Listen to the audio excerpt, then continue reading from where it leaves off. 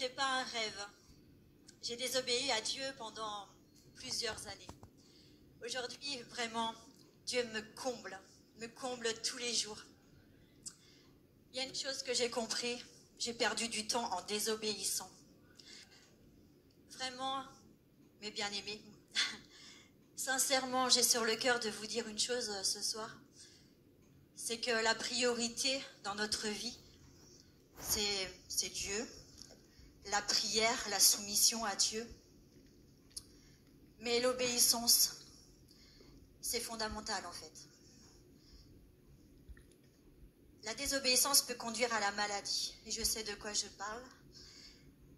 Cette désobéissance peut conduire au péché qui peut aller jusqu'à la mort. Donc je vais vous témoigner rapidement, parce que j'ai un petit délai, donc de ce qui m'est arrivé. Donc, je ne suis pas une femme parfaite, je tends à le devenir.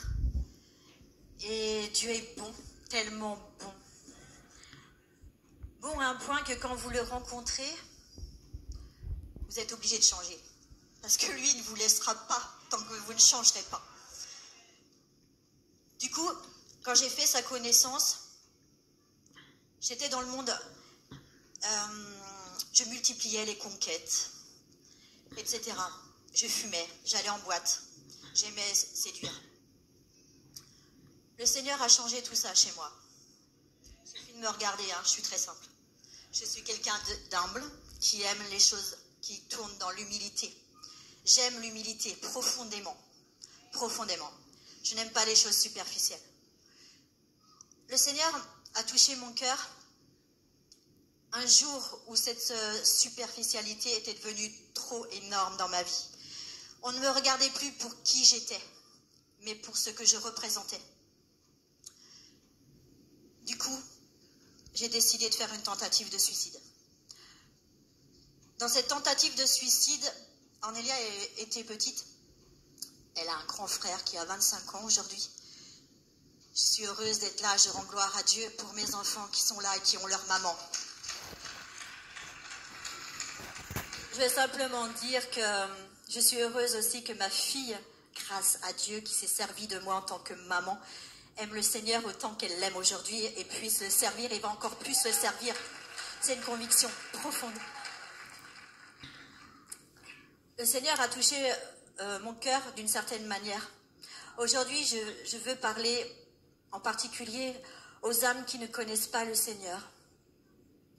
Car le jour de cette tentative de suicide, j'avais vu ma meilleure amie, j'avais passé ma journée avec elle, je vais être assez brève. Le Seigneur, normalement, devait la laisser rentrer voir son mari, puisqu'elle sortait de son travail. Et elle n'a pas pu. Son volant était obligé de tourner pour aller jusqu'à ma maison. Elle me l'a dit après. Pourquoi je vous dis tout ça? Parce que normalement, je ne devrais pas être là.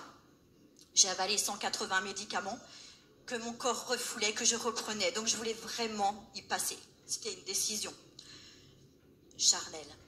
Donc, à ce moment-là, elle est venue. Et puis, elle a tout fait pour me réveiller. Je l'entendais, j'avais encore une conscience. Mais mon esprit partait. Je sentais que quelque chose en moi partait. J'ai fait cette traversée du tunnel dont plusieurs personnes parlent, qui existe vraiment. J'ai vu la dimension en 3D, en 4D de Éden, de la nature de Éden. C'est merveilleux. Les couleurs sont merveilleuses, les formes sont merveilleuses. Tout est merveilleux. Quand vous montez dans ce tunnel, vous sentez vraiment... Aujourd'hui, je vais parler d'une onction parce que c'est tellement... On est tellement... Alors, je veux donner à personne l'envie de faire comme moi. Là, non. Je veux simplement dire que la mort, j'en avais peur. Aujourd'hui, j'en ai plus peur. Parce que quand vous allez vers le Seigneur, vous avez tellement cette douceur qui vous environne, cet amour qui vous pénètre à travers les pores de la peau. Vous êtes habité par le Seigneur déjà à ce moment-là. Et vous montez dans ce tunnel et quand vous arrivez donc au bout de ce tunnel, pour ma part en tout cas, j'ai vécu ça comme ça. J'ai vu, comment dire, j'étais en suspension. Il y avait les ténèbres qui me séparaient d'un royaume. J'ai levé la tête, je cherchais à comprendre ce qui m'arrivait. Et puis j'ai vu des gens qui se promenaient paisiblement. Et j'ai compris où j'étais. Et à ce moment-là, ce groupe de personnes s'est séparé en 2 groupes. Et au loin, j'ai vu une personne arriver. C'était la personne de Jésus, mes bien-aimés. La personne de Jésus existe véritablement. Je l'ai vu en personne. Dans ce royaume, on ne se parle pas. On communique avec les yeux. Et quand il m'a vu s'approcher de moi, vraiment, il m'a juste dit avec un regard d'autorité et d'amour, en montrant du doigt que je devais retourner de là d'où je venais. Du coup, je n'ai pas eu le choix. Autant ma montée était très douce, autant quand je suis redescendue ici-bas, c'était rapide et froid.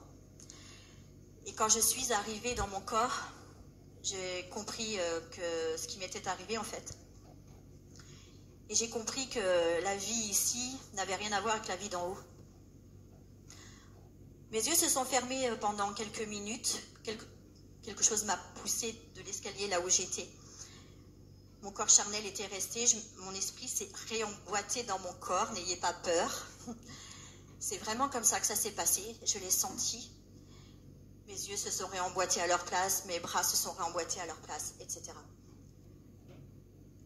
Quand je suis tombée de cet escalier, mes yeux se sont fermés et là, une voix audible m'a dit « J'ai une mission pour toi ici-bas ».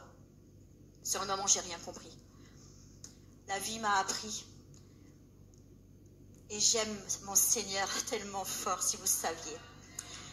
Si vous saviez, c'est un Père qui est tellement rempli d'amour, qui vous donne tout, qui ne vous lâche pas la main. Si vous ne lui lâchez pas la main, lui ne vous abandonnera jamais. Il est fidèle. C'est le roi des rois. Et ce royaume, il faut l'honorer. Comportez-vous comme des princesses qui aimaient ce Dieu. Voilà. C'est pour la plus grande part de mon témoignage. Je pourrais vous dire les miracles, il en a fait, il en fait encore, il n'arrête pas. Ouvrez votre cœur, laissez-vous porter par son amour et vivez vraiment dans l'obéissance. C'est ma prière pour vous tous ce soir. Et que Dieu vous bénisse, qu'il vous inonde de son amour. Au nom de Jésus, j'ai ainsi prié.